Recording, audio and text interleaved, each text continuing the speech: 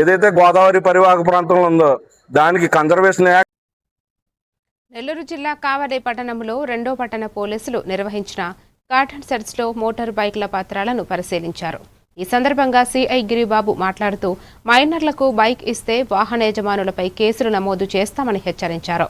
ద్విచక్ర వాహనదారులు తప్పనిసరిగా హెల్మెట్ ధరించాలని సూచించారు. అలాగే అనుమానాస్పద వ్యక్తులు గంజాయి లేదా మాదక ద్రవ్యాల విక్రయాలపై వెంటనే పోలీసులకు సమాచారం ఇవ్వాలని ప్రజలకు విజ్ఞప్తి చేశారు.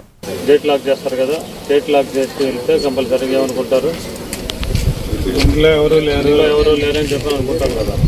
అటువంటి మీరు బయటకు వెళ్ళే సమాచారం ఏమంటే పోలీస్కి ఇన్ఫర్మేషన్ ఇవ్వాలి. ఓకేనా? ఇంకా అట్లాగే కొత్త వ్యక్తుల సమాచారాన్ని పోలీసులకి ఎప్పుడు తెలియజేయాలి.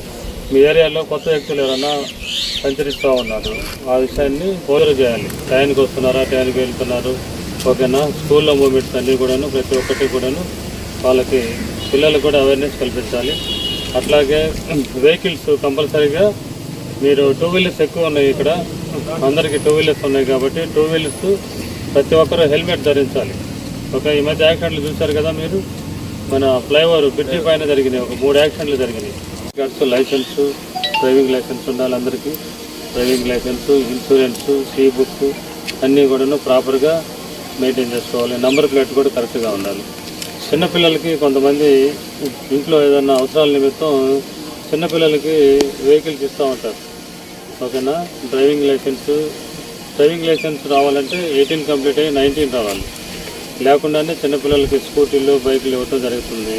వాళ్ళు విచ్చలవిడిగా డ్రైవ్ చేస్తూ ఉన్నారు.